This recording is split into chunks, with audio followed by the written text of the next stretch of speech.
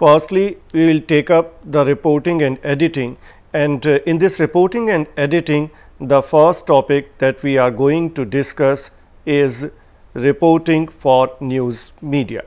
News gathering and news writing is a professional job undertaken by reporters at various levels in different media organizations. Reporters or correspondents work in city reporting rooms, bureaus, state and regional offices, district headquarters, blocks and even village level.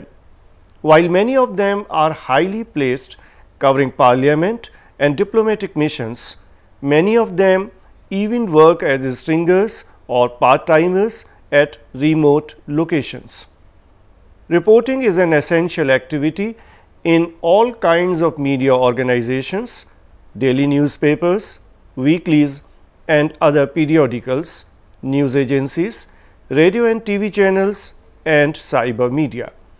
The ingredients or elements of reporting remain the same everywhere, though the organizational and operational part of reporting has some difference. In any case, reporting assumes more importance in dailies than periodicals. In this program, we shall discuss the principles of reporting, which include objectivity in approach with a sense of social accountability. Principles of reporting are difficult to elaborate, as no distinguished journalist or scholar has attempted to define them. However, an attempt has been made here to identify some important principles. First, the objectivity, which will include the non-partisan approach and the balanced approach. Second is accuracy, which will include the relevant details and truthful facts. Third is substantive, which will include research-based and in-depth reporting. Then comes informative and educative. And then the report has to be focused, which will include issue-based, to the point reporting, crisp, not too long, and then socially responsible reporting, which will include reasonable, rational and safeguard of people's interest. Objectivity in reporting is a concept not covered by any legal regime. There is no law laying down the principles of objectivity. Media organizations have voluntarily accepted objectivity as a sacred media tradition, because it will not be fair to common people if issues pertaining to them are not dealt with properly. We can always trace the birth of objectivity to the birth of news agencies whose primary obligation has been reporting only facts. However, facts themselves sometimes could lead to social conflict. In such cases, objectivity alone does not save a situation, but it can certainly lead to responsibility. This is why responsibility too should be an important element of journalism. The advances in communication and information technologies have imparted greater power to communication and therefore a sharper edge to its consequences. A moving and talking picture of an event is 100 times more impactful than a printed word or a still. This has imparted a new urgency to the entire debate of responsibility and the need to draft and redraft existing codes of ethics. Today, the magnitude and the economics of mass media operations have resulted in primacy being accorded to market objectives. Consequently, there has been a reshuffle in media priorities. In India, the growth of investigative journalism after the internal emergency led to a new phenomena.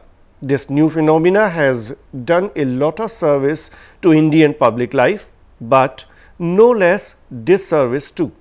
We witness a decline in professional and ethical standards in newspapers, half-baked investigative reporting and poor editing.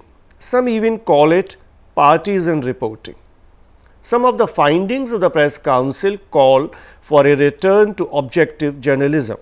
The Council mildly criticized the Times of India for its reporting of Indira Gandhi's assassination.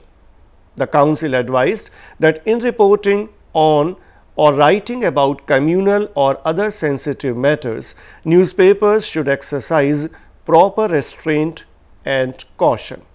There are other examples as well. The Illustrated Weekly of India was sued by former Odisha Chief Minister J.B. Patnaik for damages worth rupees 1 crore. The Sunday Observer was in trouble for linking the sister of a famous film actor with the former Prime Minister of Pakistan in a romantic manner. The United States was rocked in the 1980s by a lady journalist, Janet Cook, who wrote a piece of fiction in the Washington Post and managed to win the Pulitzer Prize for her story. In fact, it was the Post only which later found that the piece was a fiction. Objectivity in reporting leads to social responsibility, or to put it the other way around, a socially responsible press has to ensure objectivity in reporting. In principle, it sounds nice, but the present day practices in media compel us to rethink. Take for instance the case that happened in June 2006 of Batuknath Chaudhary, a teacher in Patna who fell in love with his student. To teach him a lesson, his wife called press people and publicly humiliated him before the camera. Later, television channels were charged with abetting the public humiliation of Chaudhary. Patna SSP Kundan Krishna accused the media of overstepping their limits. This was not the first incident where television channels were accused of engaging in proactive roles in their bid to capture sensational images. Within 2 months of this incident, another incident happened in Gaya. On the Independence Day in 2006, a contractor with the state-run Sudha Dairy set himself on fire, allegedly egged on by TV cameramen. Manoj Mishra, allegedly protesting against non-payment of bills, succumbed to burn injuries. The police registered a case against unnamed media personnel for abetment. Gaya Superintendent of Police told the Indian Express that the television teams present there coaxed the man to immolate himself. One cameraman soaked the man's towel in diesel and coaxed him to light it up, assuring that it will be put off after they record the pictures. No doubt, concepts have started changing. New trends have set in, and objectivity and social responsibility are being reinterpreted. All this is happening under growing influence of television. The news channels in India, particularly Hindi and language channels, are redefining reporting. Whether good or bad for journalism is yet to be analyzed. The planning, organization and action in reporting, as also selection and presentation of news, vary from medium to medium. Some differences are so loud and clear that even a common sensible user of news can make out. While print media focuses on contents, television on packaging. While print media concentrates on sensitivity, television on sensation. While print media maintains a balance, television creates a hype. No doubt, these are exceptions. There are exceptions, in fact, on both sides. For a learner, understanding of reporting in a daily newspaper should be the first and foremost task. The reporting network in a newspaper is vast and complex, and its handling demands lot of expertise. One who has done reporting in a daily for few years can be fitted into any media organization, particularly the scribe who would have started as a trainee in the city reporting room of a daily newspaper. The reporting network in a daily newspaper includes city reporting room in the city from where the newspaper is published, bureaus in the national capital and the state capitals, and reporting offices and correspondents in districts and towns close to the place of publication, which are considered the main circulation areas of the newspaper. The thrust of reporting is on the coverage from the districts, cities, villages where the newspaper is largely circulated. The reporting is mainly community oriented, and even small incidents and happenings become major news. The emphasis is on extensive and widespread coverage in the defined area, and so the number of news reports in an issue are many in number and small in size. For a better understanding, we can take the example of Hindi newspapers Amar Ujala and Dainik Jagran, published from Bareilly, Meerut and so many other places, or Hindustan, published from Varanasi and Agra besides other places. English newspapers also, like the Indian Express, have their publications from different cities. But for a better understanding of the network and nature of reporting, we need to look at publication operating as an independent unit serving the people in a small region. Reporting is not the thrust area in a news magazine, which focuses more on follow-up, analytical and research-based stories. Whatever reports are filed, most of them are clubbed to make one major story, or few can be taken as leg stories with a major story. Obviously, the job demands more editing skills than reporting qualifications. A news magazine has a bureau in the main office, that is the place of publication. There are not more than 2 or 3 bureaus or offices of the magazine in the country. Since a news magazine is either weekly or fortnightly, correspondents in the bureau have enough time to finish the reporting assignments given to them, even if it involves traveling to different locations. For a better understanding, we can take the example of India Today and Outlook. We can even find in these magazines that on many occasions important stories are assigned to those whose names appear in the print line as assistant editor, associate editor or joint editor, and not the correspondents. This proves the point that the dividing line between reporting and editing is not as sharp in a magazine as it is in a daily newspaper. Thus, the functions and responsibilities of a correspondent is quite different in a magazine than a daily newspaper. News agency is nothing else but a reporting network. Its reporting infrastructure is very vast, so widespread that no part of the country remains uncovered. While a daily newspaper might have its correspondents in 10 to 15 districts, a news agency has its correspondents in more than 500 districts of the country. A news agency has a bureau at its headquarters or main office, bureaus in state capitals, then bureaus or regional offices in major cities, and stingers in every district of the country. For coverage from abroad, correspondents are posted in major cities of the world, which include Washington DC and New York in the US, London and Brussels in Europe, and Dubai in the Gulf region. Besides, a news agency in India enters into an agreement with one or the other agency of Europe or the United States for getting international news.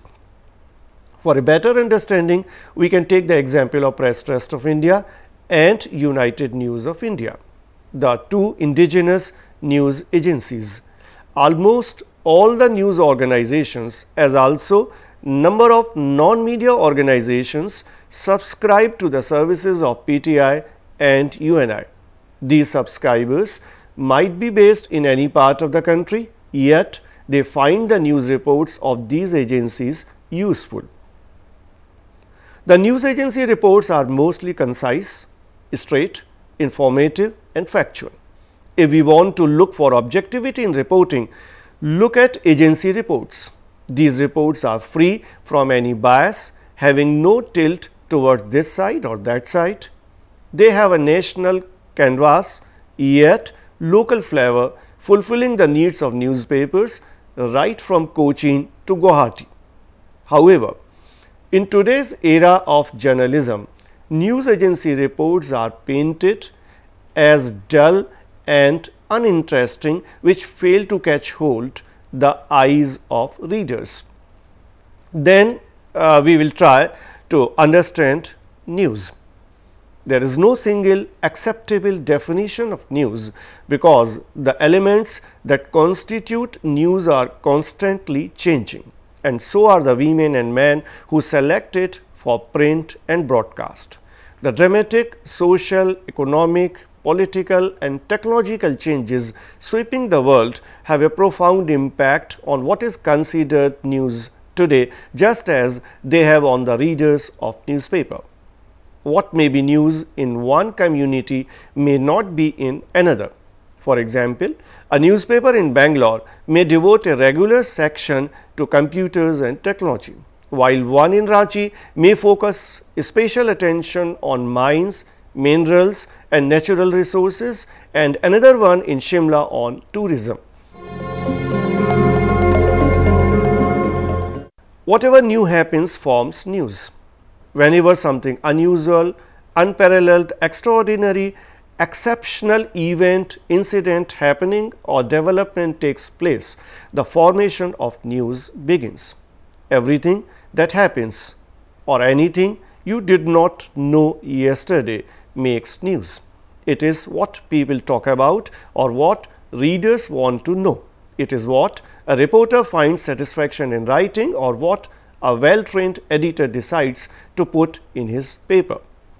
Textbook writers have asserted that news is stimulating information, anything timely, a timely report, the report of an event. It is also described as literature in a hurry and tomorrow's history. Many scholars have attempted to define news, not always successfully. One of the great city editors of all time, Stanley Walker of the New York Herald Tribune, did not think there was a definition of news. News, he said, is more unpredictable than the winds. Sometimes it is the repetition with new characters of tale as old as the pyramids, and again it may be almost outside the common experience. Although Walker's view of the news dates from the 1920s, his observation is still valid. Much news is routine and repetitive, although there have been uninteresting, even exciting to some people. Births, deaths and marriages are common occurrences.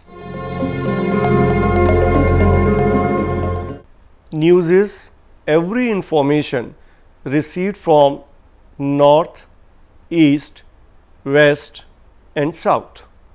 News is anything timely that interests a number of persons, and the best news is that which has the greatest interest for the greatest number. News is the timely report of facts or opinions that hold interest or importance or both for a considerable number of people. News is usually stimulating information from which the ordinary human being derives satisfaction or stimulation.